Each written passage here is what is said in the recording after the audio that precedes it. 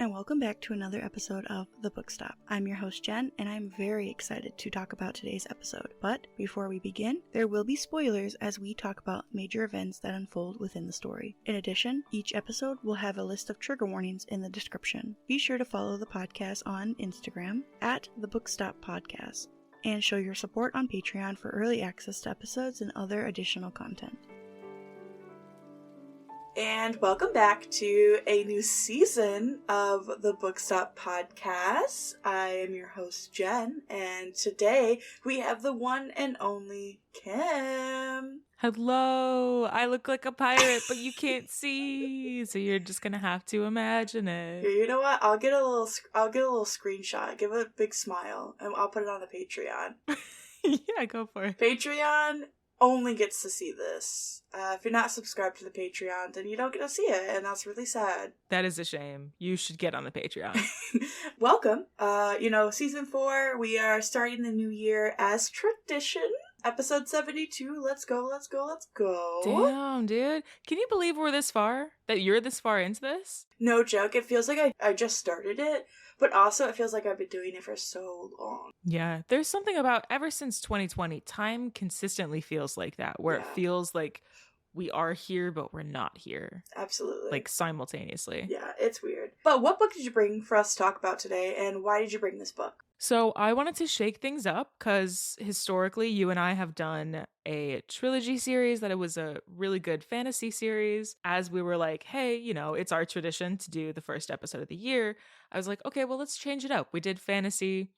And I know I like to read a lot of like fiction, but I was like, okay, let's shake it up. Let's do something like a biography, right? And then as I was thinking about that, I was like, wow, okay, so I'm Glad My Mom Died came out fairly recently and had so much hype and was really well reviewed and talked about, and I still hadn't read it yet. And I was like, you know what? That's what we're doing. We're switching it complete 180. Instead of it being a high fantasy trilogy series, we're going for lack of a better word, kind of a spooky memoir. Mm-hmm. So we are going to talk about I'm Glad My Mom Died by Jennette McCurdy. Heck yeah. This book came out in 2022. So another mix in time, because it feels like this book's been out a lot longer, but also feels like it just came out. Part of that honestly might just be the fact that we're so familiar with Jennette McCurdy, of course, as Sam in the show. When we're thinking back on the stuff and when we're reading about some of these earlier events, we're like attaching it back. So it does feel like it's been, like we've almost been with her through that journey. Before we continue, I just want to throw in here, I know I put it in the intro of the podcast, but this one's really important. I just want to put in a trigger warning for anybody who's listening. Probably just going to dabble. We're not going to go in super in depth and some of the stuff, but trigger warning, we're going to talk about some very sensitive topics. So I'll put a description notice about what we talk about, and you can look through that before you listen. Just make sure it's like, something that you're interested in listening to. If not, recommend checking out some other episodes me and Kim have done. We talk about a lot of stuff. Yeah. There's a good Twilight episode, Ooh, yes. A classic. If you're interested and you've read the book, you know what you're getting into, let's hop into it. Mm-hmm. So we are going to play a little game to get started. You are going to summarize this book in 30 seconds. Wow. Just try your best. I can summarize it in 2 seconds, Jen. Oh, is it mommy issues? Yeah, it's mommy issues. Now, you already used that summary for Stone Sky. I did. So. True. I'll enhance it. Okay. But you may begin whenever you're ready. Jennette McCurdy, young child, trying to do her best, trying to figure life out and trying to make her mom happy at a time where her mom has terminal cancer and things are already kind of wild in the family dynamic, gets pressured into starting an acting career. She feels not only the pressure and the difficulties of family life, aka mommy issues largely, pressures and stress that come with the film industry as a child. It spirals from there, and it largely spirals into Jennette having an eating disorder, and then spoiler alert, her mom dies. And when her mom dies, who was also just like the inciting incident of this entire acting career, it's like, okay, what now? Who am I now? Absolutely. Heck yeah. I'm going to summarize it for anybody who hasn't heard of this book. Jennette McCurdy was 6 years old when she had her first acting audition. Her mother's dream was for her only daughter to become a star, and Jennette would do anything to make her mother happy. In I'm Glad My Mom Died, Jennette recounts all of her upbringings in unflinching detail, until that dream finally comes true. Cast in a new Nickelodeon series called iCarly, she's thrusted into fame. Though her mom is ecstatic, emailing fan club moderators and getting on first-name basis with the paparazzi, Jennette is riddled with anxiety, shame, and self-loathing, which manifests into eating disorders, addictions, and a series of unhealthy relationships. Those issues only get worsened when, soon after taking the lead of the spin-off Sam and Cat, her mother dies of cancer. Finally, after discovering therapy and quitting acting, Jennette embarks on recovery and decides that for the first time in her life, what she really wants. Yeah, let's just hop right into it. So what are some of your favorite quotes from this book? Great question. A question I definitely didn't know ahead of time that you were going to ask, and prepared a favorite quote. Oh. My favorite quote, I mean, it was kind of hard to pick a favorite quote from this book because it's not a very quotable book, and I don't mean that in a negative way. I just mean the nature of it being a memoir. It is very much more, here's what happened, here's how I was feeling, rather than, trying to pull beautiful metaphors and imagery out of things. Mm-hmm. But I did have a moment that the way that the words were laid out struck me, I think, so perfectly. And it's something that we all kind of think about and talk about a lot. Just the way that it was worded, I was like, this is it. This is perfect. This is my favorite quote. And it goes, "Why do we romanticize the dead? Why can't we be honest about them?" And again, it's something that, I don't know about you, I can't speak for everybody, but I do think a lot of us feel oftentimes when we experience death and grief, is because grief itself is a very complicated process, and it is not one singular emotion. Grief is not synonymous with sadness. Grief is experiencing all of these different things and just a ball of confusion and pain and hurt. And with that, we tend to think about the different layers of a person, of who we are grieving about. And whereas, that kind of contrasts with just the general public perception of, hey guys, X person just died. They were a saint. We are sad, right? Like it tends to feel like we so often minimize death and grieving into, wow, this person was perfect, and so therefore this is a tragedy, when the reality is more complicated. And I think we need to be exploring that complication in order to grieve properly. Yeah, absolutely. For romanticizing the dead, especially with her mother being the person that did pass in her life, it's always giving them that benefit of the doubt. What if she didn't die? Would she get better? Would she have been the mother that I always wanted? Would she have accepted that I didn't want to act? Woulda, the what ifs. Mm-hmm. And I think Jennette understands, as her life progresses and she's starting to go to therapy and stuff, that she understands that her mom wasn't a good person. It was hard for her to accept that, for it took a long time for her to accept that idea that her mother wouldn't change. She wasn't going to change. It didn't matter how long that took. She was always going to be the same person. So having them give that benefit of the doubt puts it in a perspective a little bit. And there's always that, this person was a bad person up until died. Does that make her a bad person in death, I guess? A lot of people want to romanticize the dead and make them a little bit better than what they were in life, just because they're gone and they want to honor their memory and stuff. Mm-hmm. This book does a really good job of going against the norm of that. But yeah, because it is kind of the essence of the book, so there's a lot to dig into that before really getting to any kind of thesis statement on it all. Mm-hmm. Yeah. But what an iconic cover, though. It's perfect. Her expression is perfect. The way that the whole thing is laid out is perfect. It's beautifully retro. Mm-hmm. I could pull that out of a Brady Bunch episode. Absolutely. The cover is just, it's one of my likes is literally the cover. Everything about it is so clean. I think the only thing that I have to say that I didn't like about the cover are the quotes on the front. Specifically, the one saying that it was impressively funny. Mm-hmm. I don't necessarily consider this to be a humorous book. There were moments where it was a smile here and there, but this book is dark. It's not supposed to be funny. Again, we'll get to it once we get into the dislikes. I'm down. I have 2 quotes. Ooh. This whole book is about finding Jennette's identity. Who she is, what she wants. She's always been her mother's daughter. She's never been Jennette. Mm-hmm. So A lot of the quotes I pulled, I was like, okay, this I think really sums up very well what she's trying to portray in this book. So the first quote I have is, this is right after she's learning how to cry on command, and she sees it as a special talent. A part of me that doesn't want to cry on command is not convinced.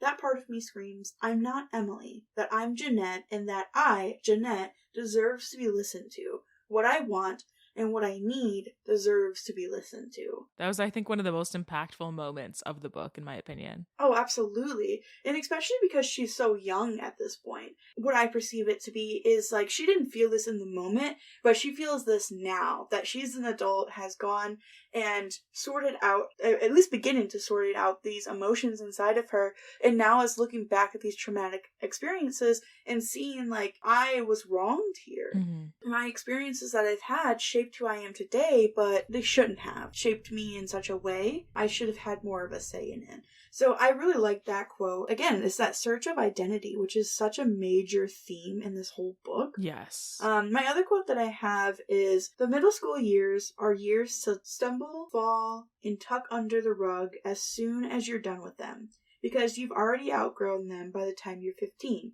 But not for me. I'm cemented in people's mind as the person I was when I was a kid.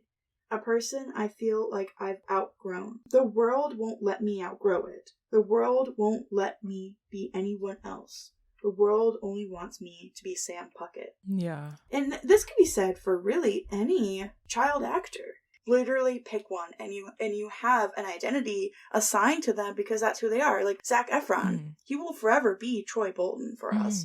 Because that's who we had growing up and that's who we idolized growing up. And I will say that's a really good point that you make and a really good example to talk specifically about Zac Efron. I mean, not only has he retransformation of really identifying himself and trying to really publicly now identify himself as a new type of actor, a new type of person, et cetera, et cetera. And also, again, I think that's a great example because when he did High School Musical, he was... I don't know specifically how old, but it wasn't like he was like a toddler, but it wasn't like he was an adult. Like he was right like in a that teenager. Yeah, that's what the term is. That is what the word is. Thank you so much. He definitely wasn't 3 and he definitely wasn't 30. He was somewhere in between that time. Right, but you know, I do think the age that he was and the age that he was portraying in High School Musical specifically, which again is what we're talking about. It's at the age where people start kind of trying to treat you like you're an identified person, an adult, but the reality is you are so still far from it, and you know it. We all know it. We all feel it. We all feel that we're still learning and becoming a person. Yeah, so I think even like that kind of particular age range gets overlooked a lot because now that we're having a really big discussion about child stars and child actors, we tend to think of them as the younger, like the 3-year-old, the 8-year-old, the whatever. But it's like, this happens up until you're really like, in my opinion, 20. I start to think of 20 as like, now you're still solidifying yourself as a person. You still have years to go until you like get to that place more or less. But because 18 just isn't it. It isn't. Yeah, absolutely. Like 18, you're still... I mean, you're legally an adult, but you're still fumbling through life and trying to figure out what you want. And 20 is still young. Yeah, exactly. Even 25 is like, I'm still not a person and I'm almost 30. Yeah, I guess all of this is just to say that like growing up and becoming a person is a long thing and it is not the same timeline for everybody also. Kind of in the concept of talking about child actors and child stars, I think we're just starting to open up that conversation more. It's like we're focusing on like the younger scale of that when like the scale is far reaching. All of that is to say, good example on talking about Zac Efron. Him being cemented in people's mind as Troy Bolton, it definitely changes the perspective of his character. He is an excellent actor and he can do so much more. But people, I don't know, set the expectations a little bit lower or maybe even higher based on his acting in High School Musical. And this sets the expectations of him being like, I want to outgrow this, but I don't know if I'm given the opportunity to outgrow this. And not necessarily just him, he's definitely done other things like Neighborhood or Neighbors? He's done those. Neighbors. Greatest Showman. He's definitely gone past what we've expected from him, which is amazing and awesome. But not everyone gets that opportunity. Some people pull away from the spotlight because they were forced into it as children. Now that they're adults, they don't want to do that, and that's awesome. But it leaves them with this vulnerability in the real world because they never got to experience having a childhood and middle school and high school years around, quote unquote, a normal experience. Now they're set in life with different expectations and a little bit less prepared, in a sense. 100%. Yeah, so we're going to hop into our likes and dislikes, but I do want to point out really quick that me and Kim are very aware that this is a memoir. It is a self-written book by Jennette McCurdy. We come in with respect. We don't mean any harshness. We don't mean any disrespect towards Jennette. These are her words. She's allowed to tell them in any way that she wants. These are just, personal opinions.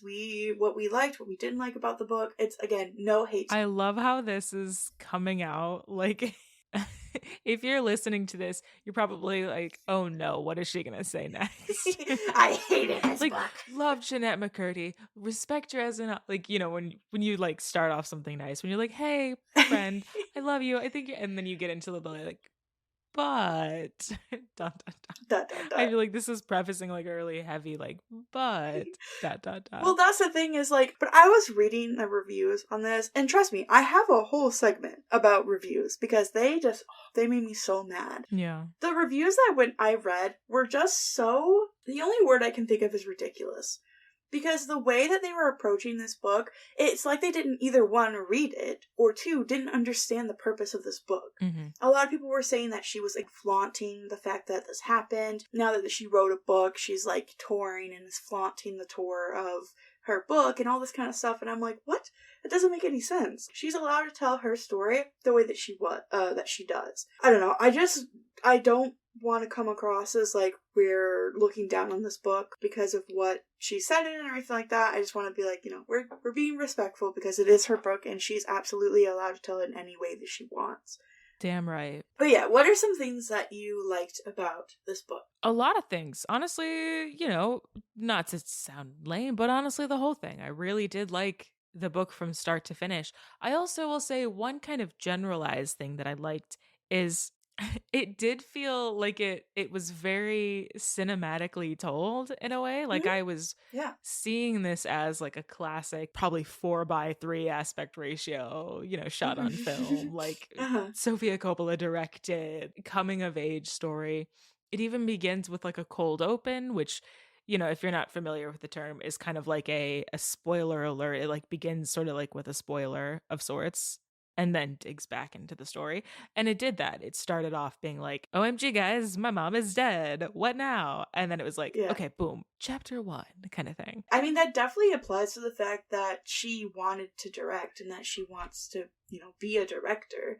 So she has the knowledge and the background and the understanding of it. It just makes me think of like, if she would have gotten that opportunity, like how great it would have been. And it also does get you excited for like, what is she going to do next kind of thing. Like I'm ready for it. Like I feel her artistic self when you have an understanding of a person's like specified artistic identity. And that's also not to say that you have to have one, but some people have like a very specific sort of genre and tone and voice. And I feel her genre and tone and voice. And so it's like, cool. Now that we've got that and now that we're all excited about that, what do we got coming next? Absolutely. Generally liked that it felt very cinematic. And I also liked that specifically on the voice, in the earlier chapters when she's younger, even just the way that she writes her sentences and the sentence structures feel a little bit younger. A lot of sentences start with the word I. It's like, I felt like this, I walked down the hall, I did this next kind of thing.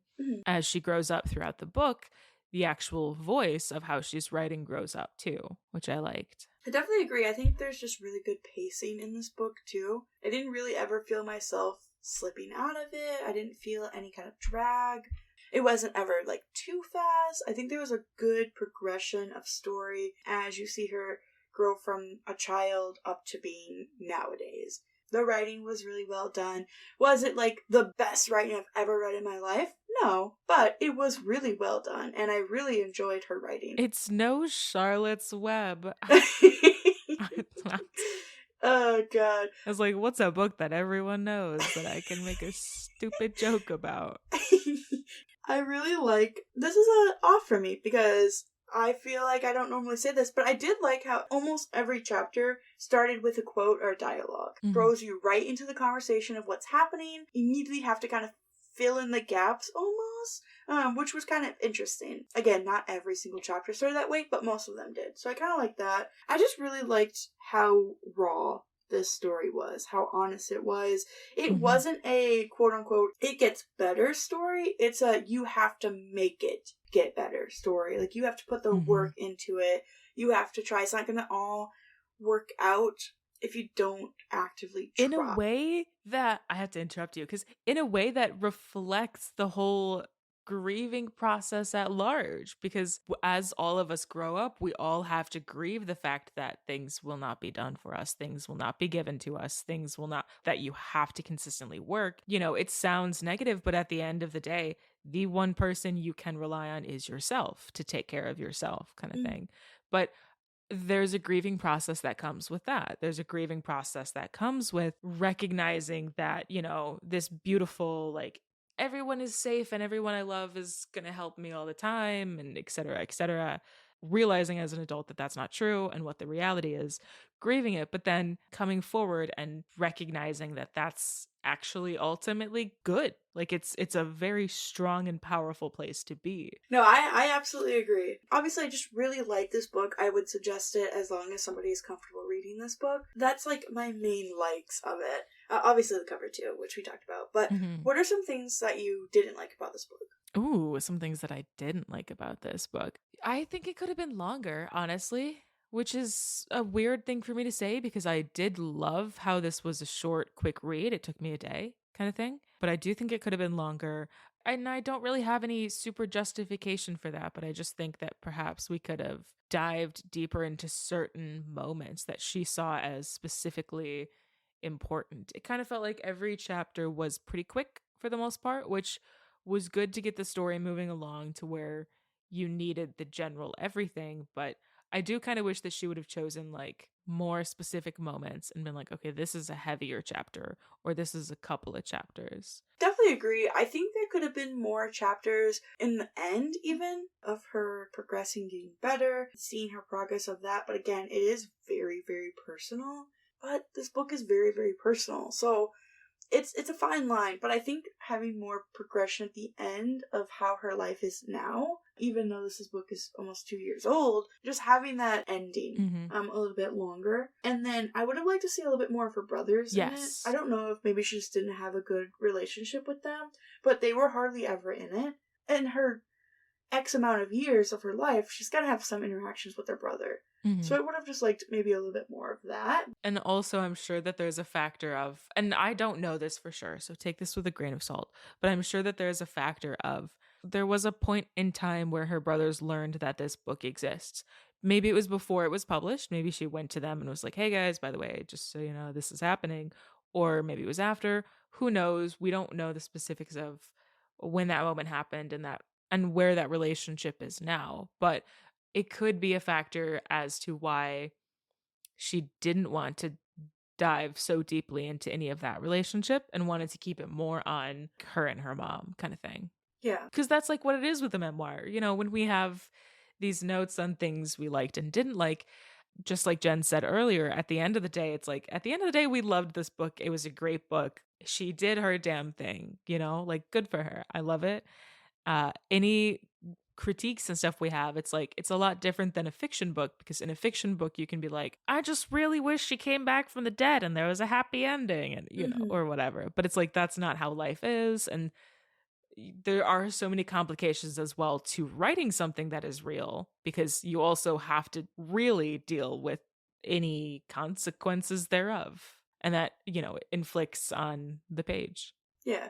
I feel like with the fiction books that we normally do on the podcast, it's different because we are looking more at the structure, the talent of the writer behind it, the understanding, the complexity of it. While this book, a memoir, we're really kind of diving into the experiences, trying to understand them from a different point of view. Yes, her writing is important in the way that she writes a story. I've done other memoirs where the writing was awful, but it was still a good book because I got to know more about that person, know more about the experiences that they have. So a memoir doesn't have to be beautifully written. It just has to have, in my personal opinion, some sort of message that you can pass along in your writing to help somebody else get through it. You have to have some relatability in this story to be able to somebody connect to it and understand what they're going through, and what I'm going through is very similar, and maybe I can get some inspiration from it, or I can try to avoid the things that the writer did. I think it's definitely like experience versus talent when you're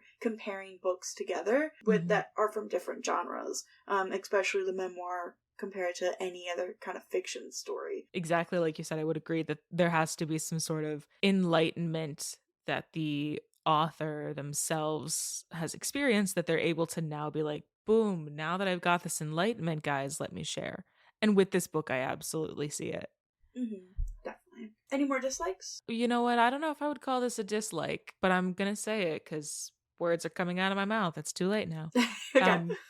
Early on in the book, there's a moment where her mom is yelling and tossing dishes around, and the dishes are like clanking in the sink, and Jennette specifically flinches. And I felt that deep in my core. It took me years to not flinch at certain noises, to not have a clear response at that and a couple other specific triggers that I have. Door slamming was one that it took me years to finally get out of my head, that door slamming is not an indication of everything is terrible now and I'm a terrible person kind of thing. So I, just when she like had that very quick, it was a very, like, she didn't have to say the word trigger, but we know exactly what happened. That noise was triggering to her. And of course it was because that moment was happening. I will just say I felt that deep in my core. I could like hear the dishes clanking. I could feel that feeling. And I was like, I wanted to like literally dive into the book and like hug Jennette and be like, it's okay. Yeah. Kind of thing. Absolutely. So I wouldn't call that a dislike. I guess I would call that a tough moment. Yeah, there's a lot in here for sure. Which again makes it so raw and honest, and it's a lot to put yourself out there and to put yourself out there in front of all these people. She did. And that takes a lot of guts. So some of my dislikes, I wouldn't list this humor story. I can't agree with that statement. I know a lot of people, I was reading the reviews, we'll talk about them in a second, but a lot of people were going into this book and literally put a 1-star review saying this book wasn't funny at all. I don't know if it's really like false advertisement in the sense that it's put on there, because somebody literally said I picked it up because the quote said impressively funny. I would call that kind of false advertisement. Ooh, I don't know how much I can say. Have you seen Mean Girls yet? The new Mean Girls. Oh, because it's supposed to be a musical, but it wasn't advertised as a musical. Yeah, there's that, and then there are things we'll talk about eventually outside of the podcast that I do think the advertising for that film leads an audience in a different direction. Totally agree with you that kind of putting on the front page or even on the back, like, haha, this book is so funny, I loved how funny it was, is in a sense false advertising, because then you go into it, especially with the cover, right? The cover is funny. She's holding an urn, kind of being like, I'm glad my mom died. And so, of course, you would think that it's going to be a little bit funny. So I can understand somebody who goes into this book thinking it's going to be a comedy and then being disappointed thereof, which is tough because it's like the book is still a great book. It just sucks because, yes, if you go into it thinking it's going to be one thing and it's totally different, that can be disappointing. That can be all the reason to not like it. Especially because there's no like trigger warnings at all in the beginning of the book. So people go in with expectations and then they kind of get thrown under the bus. That can lead to people like DNFing it or writing a bad review. And that's not necessarily always on the reader. Should the reader look into it before they read a book? Sure, they do have that capability, but I don't know if it should be an expectation. I think that just depends. But I have one specific saying that I didn't really like. To say that something didn't happen in a memoir is like harsh, because who am I? Who am I to Who say are that? you? But there's this scene where Jennette is in the hospital with her mother. This is towards the end of the book. They're on the hospice floor. A nurse came in and says, "Hey, are you Sam Puckett?" And she says, "No." And then the nurse says, "Well, can I just take a picture of you to show my daughter?" I'm sorry. I work in healthcare, and I don't know if it's different in LA, but a nurse that works on a hospice floor would not do that. Unless she was crazy and she should have been fired at that point. But you cannot take pictures of a family member or a patient. Like, that is against laws. Like, you can't do that. I will say, in defense of LA, yes, obviously we have a bunch of celebrities here. Yes, there's paparazzi. Yes, there are still people who, you know, you see so-and-so on the sidewalk is going to walk up to him. But largely, for the most part, there's also a great understanding between a lot of the population of LA and its celebrities within that, like, they're just people, leave them alone. At least for me personally, like, when I see anybody doing their daily business, the most that I'll do is like a double take at looking at them, and then I'll be like, wow, and maybe I'll tell my friends like, hey, I saw so and so. Yeah. But I really try not to like take pictures or interrupt their day. It should be pretty easy to understand, like, just don't. They're a human. And especially if it's in the sense of like, if I was a nurse at a hospital in LA, like, especially I would be very aware of, like, on a hospice floor. Just don't. Leave them alone.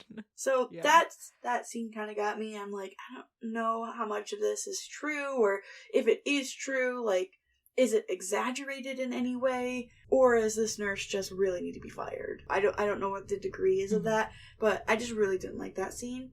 The parallels to Gypsy Rose cannot be ignored. Stop. We have to talk about it. It needs to be talked about.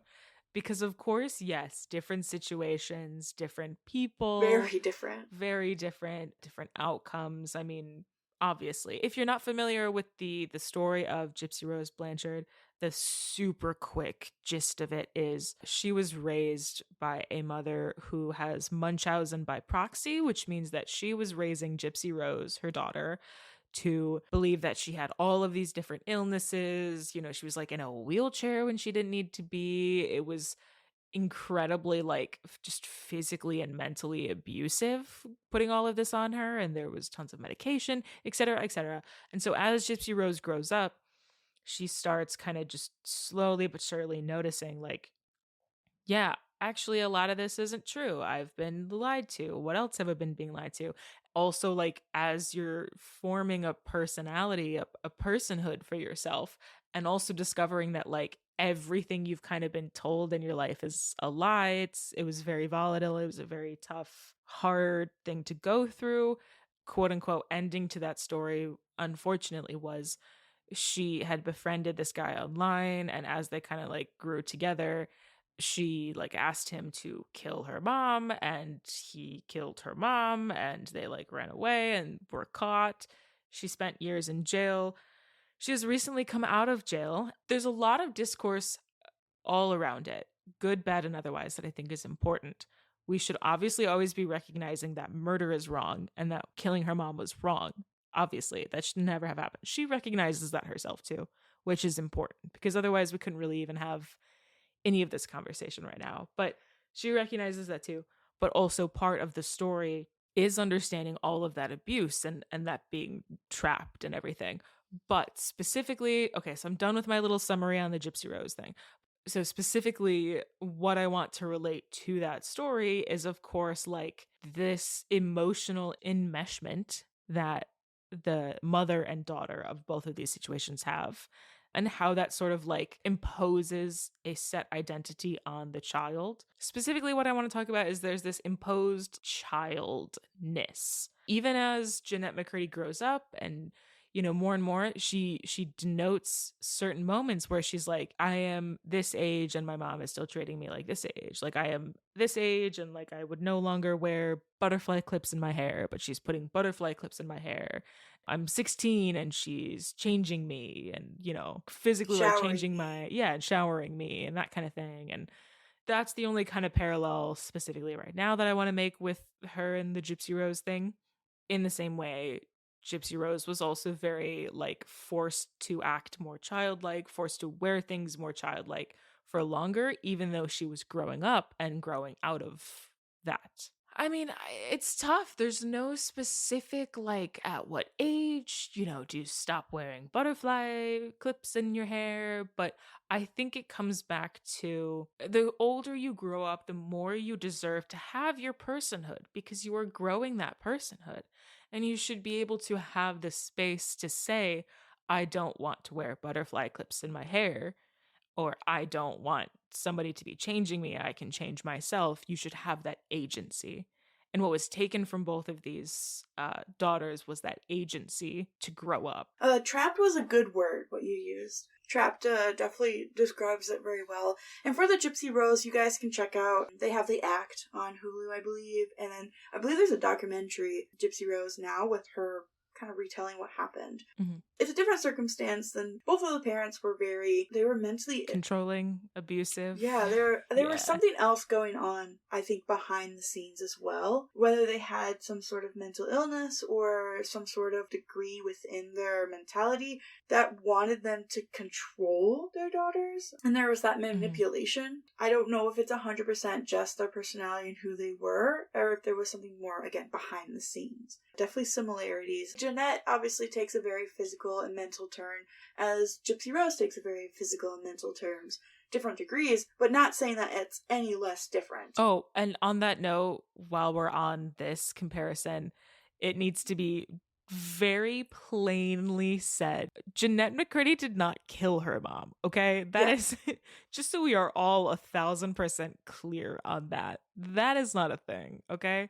Jennette McCurdy's mom died of her own circumstances, of different circumstances. Yeah. So just so we make sure while we're making comparisons on relationships that we're not making comparisons on that. Yeah, Gypsy Rose is a whole other thing. Let's hop back into the book. I definitely have to recommend, if you're not into audiobooks, that's fine, but I highly recommend you listen to this book on audiobook because she reads it herself. It's such a good job. There was that one part where she chokes up in it. Oh god, it gets me every time. Mm-hmm. But yeah, she did a phenomenal job reading it. I definitely recommend checking it out, audiobook. Can we talk about the fact that her dad, well, I guess her stepdad, her half-dad? I don't know. Her dad didn't know how to spell her name. Yeah.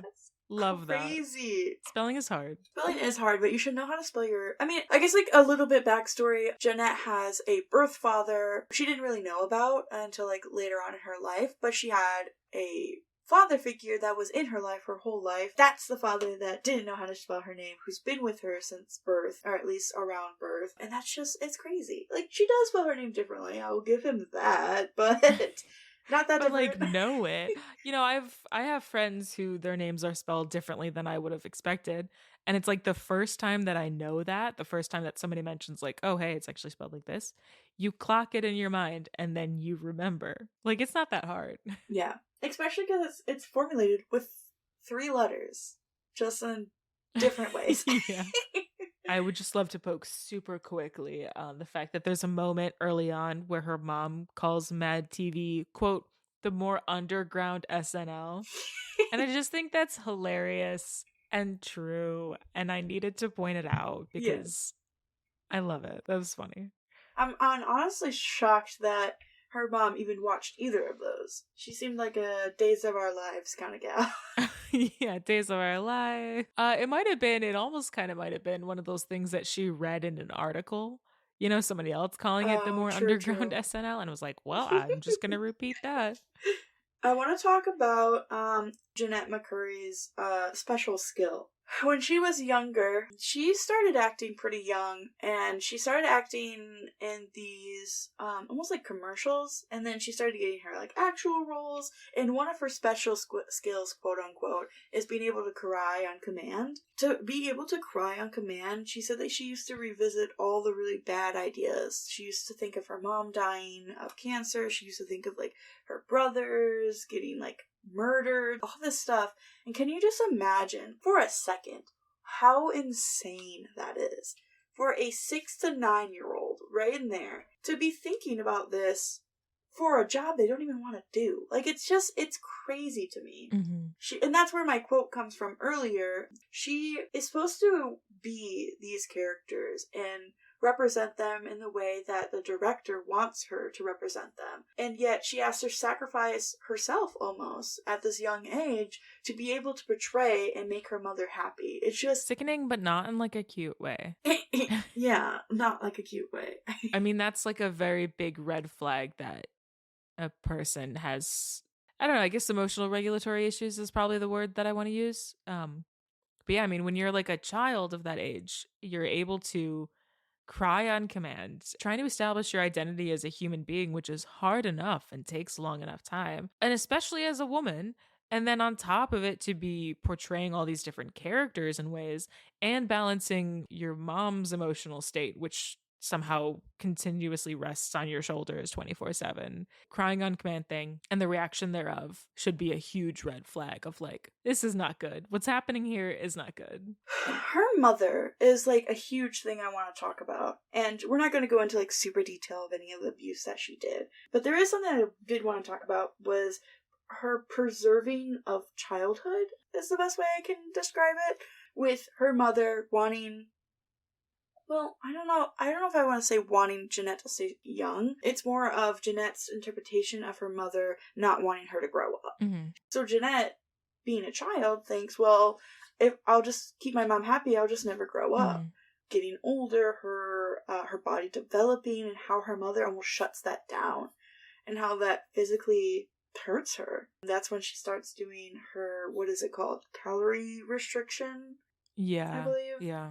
Which starts that whole plot point for her in her life, her childhood. It's tough. It's tough, yeah. I would agree with that. It's a preserving of her childhood, but in a way that it's like her mom is clearly not doing it to like, oh, you know, I just want you to stay young because I'm going to miss that. It's not really that. It's just this huge manipulation, Mm-hmm. and it is tied so intrinsically with her work as a child actress, right? Because it's very much, she's doing a lot of this calorie restriction to make her body look a certain way, to stay looking a certain way. It's like for the cameras, you know, so that she'll get the roles and so that everybody loves her and all that kind of thing. And I don't think it would excuse it to be coming from a place of love, but it's still not even from a place of love. Yeah. It's just a messy situation. Doing that to a child, doing that to anybody, but doing that to a child, restricting calories and being so fiercely controlling of their food and shaming of what their body looks like is already a terrible thing to do. But especially as women, we experience constantly every fucking day this pressure for our bodies to look a certain way, whether it's a big butt, a small butt, whatever the fuck it is. And there's constantly these like trends on like, what's the new body thing that we're thinking about today that we didn't even know existed. You know, I remember when I was growing up, and all of a sudden, what was it, high school or something? All of a sudden people were like, thigh gap. You gotta have a thigh gap. Everybody has a thigh gap. Thigh gap, this. And I was like, first of all, what the fuck is that? And then I was like, oh, great. Now this is stuck in my head for the rest of my life about thinking about that at times when I could have gone my whole life never knowing or giving a fuck about this kind of thing. Absolutely. You know, and there's always fads like that. It's like every couple of years there's something new. And it's like, I didn't even know that was a thing. And now am I supposed to give a fuck about it? So again, taking this back to Jennette McCurdy and specifically in her memoir, I'm Glad My Mom Died, doing that to a person and putting that pressure on a person is already bad, especially as a woman, especially to another woman. And then on top of it, the Hollywood of it all. It's just like the worst situation you can be in. I have no doubt, I'm sure that Jennette still struggles at times with her body image one way or the other, because we all do. Yeah. Even if we get better about it as we grow up. Thank God. I love that. I do love growing up and getting better about these kinds of things and giving less of a fuck. But there are still times where it hits and it's painful. It's not just something that you can like toss to the side as like, oh, tee hee hee, I'm only thinking about that because stuff happened when I was a kid. Like that is your formative years on all of it. I guess that's where I wanted to round to, is that her mom was her world. It was like everything to her. And to have that world shattered, I guess, when you're older too, especially when she mentions a scene where she goes to her therapist and Jeff's telling her, your mother was abusive to you. And Jennette, now she's 30 years old, is like, no, that was just what we did. That was normal. And she never realized that wasn't normal. That wasn't how a mother should treat her daughter. And the fact that she never knew, as sad as it sounds and how bad it is, if Jennette never kind of came to that conclusion, what would have happened if she had a kid? Mm-hmm. She, thinking that this is normal, does it to that kid. Not saying that she ever would, obviously, circumstances, this is just like a what if situation. That's how things like those happen, because people don't have the knowledge and don't have the resources to know that that's bad. Yeah. And definitely not giving a benefit of the doubt to the mother, but it's like, what if her mother did that to her? Was there a legacy of this? Yeah, that is very tough, because again, also now we're poking at, like, we live in a time and we're in a generation where we are emphasizing the importance of therapy and respecting therapy and being like, this is a thing we should all do. All of us. Even you, even I, like, kind of thing. Mm-hmm. And I do love that. But I was talking to a friend the other day, and this is a great moment to kind of bring this thought up. And I was thinking, that's really only the first step. Our generation and around our generation talks about sort of breaking these cycles of what happens, in prior generations and future generations. We're trying to talk about breaking these cycles, and that is great. Yes, we should be here. Yes, we should be talking about this. Yes, we should be emphasizing therapy and trying our best to make therapy more accessible to everyone. Love it. Mm-hmm. But that's just the first fucking step. Like, there's a long way to go. Kind of in the same way as, like, you're talking about with Jennette, where she just starts to understand that she was being abused. Like, that is the first step. Love that. Love that we're here. Tough that it took us so long to get here. But then it's also like, okay, there's a lot more. Like, a lot more. Now you gotta dig into all this, write the memoir. Like, really, it's heavy. It is all very heavy. And again, that's why it's so tough, because it's like these things that happen to you in your childhood will shape you as a person. Yeah, absolutely. It pulls back into, like, it's not necessarily a story about it gets better. It's a story of you have to make it get better. You have to put the work into getting better. Yes. And I like that she highlights that therapy is good, yes, but it's not easy. It's not going to be like a walk in the park. You're not going to be sitting on a chair all day and talking about your feelings. It's hard. It's not an easy thing to do. Mm-hmm. She also talks about how her first therapist wasn't necessarily a right fit for her.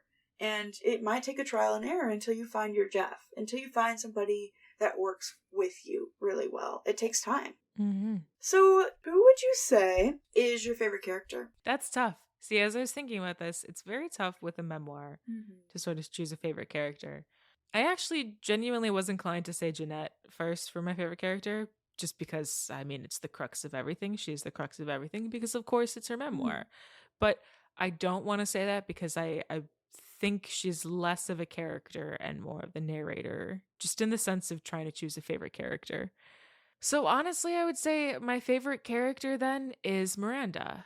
And I kind of tie it actually into my favorite relationship as well. Early Miranda and Jennette on AIM together, just being friends and having fun and having their own space is beautiful. And I love that. So, and I know that complications in other regards and whatever, but I think I just want to tie it specifically to, like, especially the early days, Yeah. No, I absolutely agree with that. I didn't expect Miranda to be in the story as much. Obviously, they have that connection with iCarly that definitely draws into it. And not that she talks about iCarly a ton. It's in there. There's a few chapters about it. But I like that she didn't dive into a lot of the, like, background, I guess, of iCarly. Because it is important to understand the story. But I'm glad that we didn't cover over it too much. Right, because this is not an iCarly book. This is I'm Glad My Mom Died book, yeah. Exactly, yeah. So I'm glad that we didn't get a lot about it. I do love Miranda's and her too. I honestly said that Jennette was my favorite, because you gotta just go with the obvious choice sometimes. And she's just so insightful and passionate. She always has this rash humor in her writing, in the sense that she says the most obvious things and just gives you the honest opinion about it. She says something bad happens and she tells you straight up. She doesn't sugarcoat anything. She just tells you how it is, and she's very strong, and, maybe Jennette doesn't see that in herself, and she definitely didn't when she was younger. She's incredibly strong for everything that she's done. Everything she's had to go through made her strong.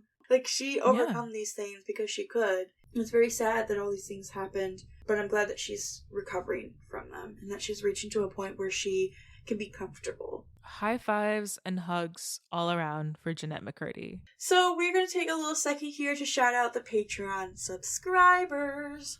And the people are Nick W. Thank you. Bree P. Thank ye. Ashley A. is A-OK. Tim O. Oh my God, thank you for following us on the Patreon. Jennette P. Cool. Patrick C. See, I know a Patrick. I don't know if it's the same Patrick here, but either way, cool. Thank you for being a Patreon subscriber. Emily P. Another P. Isn't that cool? You have a friend. She's Janeth. You guys should be best friends.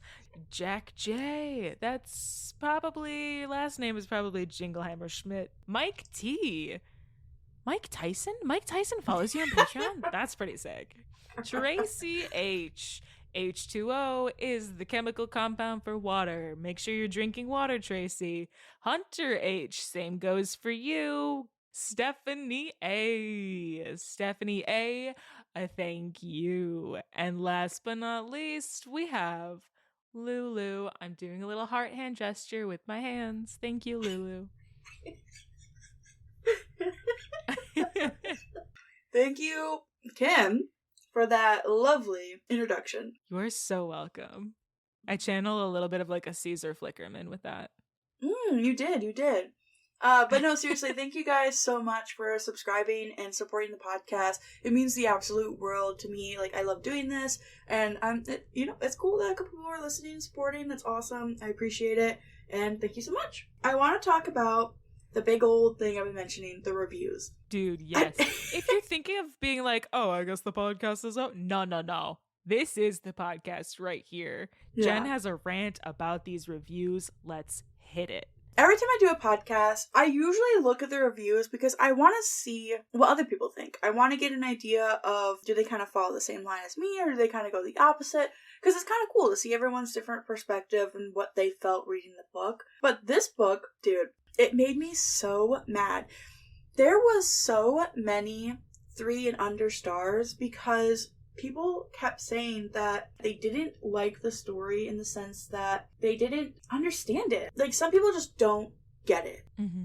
Okay, the biggest thing was that people said that she shouldn't have wrote a book, that she shouldn't have spent time making this book, that she shouldn't tour this book, that she shouldn't promote this book, that she shouldn't do anything in that sense. And exactly, that's the face that I made when I read these reviews. Because I'm like, she deserves to tell her story. She is Jennette, and what she says and what she does deserves to be listened to. Mm-hmm. You are entitled to your opinion. You are entitled to say what you want. But that doesn't mean you have to. It doesn't mean that you have to come into this book that she put her heart, sweat, and tears into and say, didn't like it, 1 star. Yeah, she shouldn't have wrote this, 1 star. Like, dude, no. Like, you just didn't understand what this was for. Okay, if a man wrote this story and it was about him or his character, no one would bat an eye. Mm-hmm. But the fact that she is famous and that she is looking for a chance to heal, everyone's got a statement. Mm-hmm. And it pisses me off so much. And I was reading these reviews and I was getting so heated because I'm like, are you kidding me? This book, if you didn't understand what this book was about, this book is not for you. Damn right. And you should recognize that because it's a memoir. There's such a difference in between talking about and reviewing a piece of fiction versus talking about and reviewing something that is non-fiction. Mm-hmm. This is somebody's life. This happened. This is real. This is her story. She has every right to tell it. And you need to understand that going into this book. If you didn't understand going into this book that it is a memoir, I don't know what to tell you, man. Maybe you did like a blind book thing, But even then, like the second you start reading this, you know it's a memoir. So again, it's also just like people having this entitlement to think that they can judge a person and a person's true story and history. Exactly like you said, too. If she was a man, nobody would have batted an eye. If this was, you know, a male actor recounting the same story. And I would go so far as to say that if it was a man telling the story that the story happened to, you know, same type deal, that they would have probably been like, we're making it into a movie right now. Boom, it's Oscar bait. Boom, boom. But like, you know what I mean? Like it would have been like, wow, this is your magnum opus, et cetera, et cetera. Mm-hmm. I do think in some ways there were a lot of people who did recognize that about her book. And because there was a lot of hype in the beginning about it. Yeah. And I appreciate that. And that's good. But it's kind of, again, sort of on the topic of like first step, like we're getting there because still clearly there's all these reviews, there's all these people that think they need to put their stupid voice into something that like we don't need it. Yeah. A lot of the comments were saying that there was no self-reflection. So let me give you the definition of self-reflection real quick. What is the definition of self-reflection, Jen? It's meditation or serious thought about one's character, actions, and motives. This is, of course, just Google Dictionary, but it's saying that she didn't have any self-reflection, but they don't understand that she didn't get to have that. She didn't get to have consequences to her actions because her actions were decided for her. She didn't get to reflect on anything because it wasn't about her. But now that she's writing this book, this is her self-reflection. This is her going through her entire life and understanding that this happened to me and I didn't understand the consequences until later because it was never explained to me, or it was warped into such a negative light that I didn't understand what it meant. But now that I'm older and I'm learning these things about myself and about the things that happened to me are bad. Like, again, she didn't even know that she was abused until her therapist told her. She didn't have any of self-reflection until she was older because she couldn't think about what happened to her because she cared so much about her mother. It doesn't have to be written out in a page that I sat down and I'm having all of these eureka moments about my life. I don't know. I saw plenty of self-reflection in this book. Mm-hmm. And I guess people are so used to the concrete idea of being like, I blatantly see what's wrong and I fix it. Mm-hmm. No, that's not realistic. Mm-hmm. I don't know, man. It just made me so mad. No, I agree. I respect the hell out of your rant. I think you're completely in the right. So who would you say in this book is your favorite relationship? Early Miranda and Jennette when they were on AIM together, because it's like, that is girl friendship. That is it. Doing your job on set, whatever, haha, giving each other presents for birthdays and being like, thank you for the journal and, you know, all that good stuff, and just being like on AIM together constantly, like sending silly things. And I remember the invention of OMG. I remember it because it happened in the days of AIM. Mm-hmm. That's when we were inventing a lot of this like shorthand that we use nowadays. But I remember a specific day where my sister told me about OMG, and she was like, it stands for oh my God. And it was like she was learning this on AIM, and I was like using it for the first time on AIM. I don't know. So again, it's just, this is a total sidetrack of what the actual topic is that we're talking about. But favorite relationship, early Miranda and Jennette. Yeah, going back to the present, I did love little interaction, and Jennette didn't really have a lot of friends, and so Miranda being there and being like, well, let's be friends, it helped a lot, and having Yeah, AOL instant messaging. Yeah, such a good introduction of their friendship as well, to show how nerve-wracking it is to make friends, and the way that she portrayed it in her story of how she felt and stuff, like it was so cute, important, honestly, to show that she was nervous, and I really liked that. Hell yeah. So what is your favorite relationship of this book? My favorite relationship is Jennette and her writing. Oh, that's a little crazy. Honestly, a true bond. And I have a quote here that I think describes it. I don't even need to say anything else. And she says, I absolutely prefer writing to acting. Through writing, I feel power for maybe the first time in my life. I don't have to say someone else's words. I can write my own. I can be myself for once. I like the privacy of it. No one's watching, no one's judging, no one's weighing in. No casting directors or agents or managers or directors or mom. Just me and the page. Writing is the opposite of performing to me. Performing feels inherently fake. Writing feels inherently real. I love that.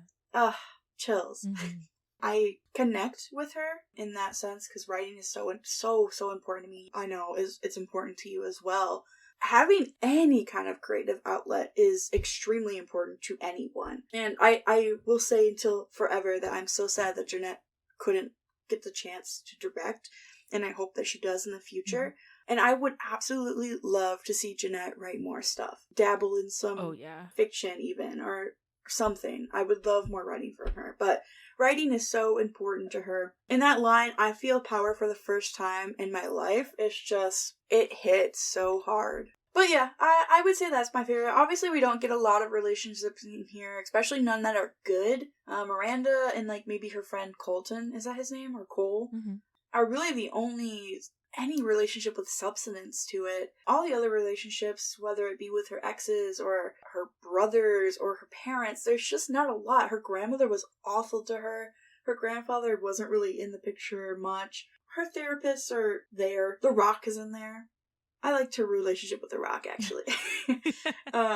This is the one that I could tell had the most importance to her because this book tells me right here that writing could have possibly saved her life. And it's just so important. And I think writing in the sense of just what it is so important. Yeah. Some would say the pen is mightier than the sword. And True. Some would say not if it runs out of ink. Thank you. I'll be here all week. Before we head over to our game, I do want to take a mention here that I don't even think scraped the surface. We like stepped on the surface of this book. Mm-hmm. There is so much in here that, you know, it's hard to talk about and it's hard to do a podcast about and share opinions about. So I think it is more of a one-on-one book. It is, you experience it the way you do, and if you want to share those experiences, more power to you. Write about it. Do what you want to do. But there's a lot in here that's, again, really hard to talk about. So I highly recommend reading it. You know, check the trigger warnings before to make sure it is something that you are comfortable with. But this book is phenomenal. It's great. And I don't know if we could say enough praise about it. Go read it. Go check it out. Listen to the audiobook for sure, because her audiobook's awesome.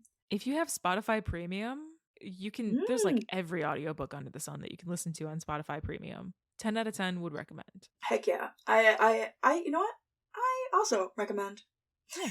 We're gonna play a little game before we go. Are you ready? I am ready. Kim has a podcast as well, Movie Theater Butter. We mentioned it a little bit before, but just to go a little bit more in depth, we have done a few episodes on there, and she talks about adaptations to movies. So whatever their original form was before they became on the big screen. Mm-hmm. And you live in LA, you work in film, you're very in-depth with the movie career. So I have a few movies here, and some of these movies Jennette has appeared in, and some of them she has not. So I can already tell you I'm going to be bad at this game. I'm notoriously bad at Jen's games. I don't know why. Is it just the pressure? Maybe. I think there was one you did really well on. I think it was it the Hunger Games Districts one. Yeah. That one you slayed. So I'm just going to read the title of the movie and you'll tell me if Jennette's in it or not. Mm-hmm. All right. Start out strong. The Fault in Our Stars. No, she was not in it. Yeah. Breaking Dawn. Breaking Dawn. No, there's no way she was in that. She was. But it wasn't Twilight Breaking Dawn. It's a different movie called Breaking Dawn. Oh, well, okay. That's a trick question. I know. I put that in there on purpose. I love it. Camp Rock. Camp Rock. Yes. No. No. Final answer? Final answer, no. No? Correct. Okay. Correct. The Color of Friendship. I have no idea what that is, so I'm gonna blindly guess and say yes. Nope, she wasn't. I don't know what that is either. I literally looked up random movie. That one came up. The Color of Friendship. What is The Color of Friendship? Chartreuse? I was thinking like beige. Beige. That's so sad. Maybe. Between. Between. I also have no idea what that is, so I'm also going to say yes. Yep, she was in that one. Nice. Strong Medicine. Strong Medicine. No? She was. Oh, what? Cadet Kelly. No. Marley and Me. So I've never seen that movie. I'm going to say yes. It feels like the right thing. No. Oh, okay. Security Deposit. Security Deposit. Yes? Yep. Yay! Yay! I think it got like 50%, honestly.